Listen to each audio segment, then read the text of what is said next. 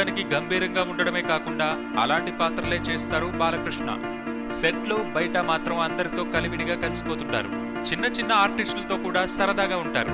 సీనియర్లంటే గౌరవం చూపిస్తుంటారు. గౌతమిపుత్ర శాతకర్ణి సెట్లో కూడా అదే జరుగుతోంది.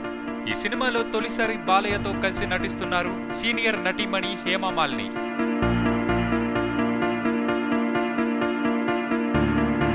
తొలిసారి ఆమె ఇటీవలే సెట్లో అడుగుపెట్టారు. తొలి రోజున షూటింగ్ ముగిసి ప్యాకప్ చెప్తున్నప్పుడు హేమమాలినికి ఓ చీర బహుకరించారట బాలయ్య.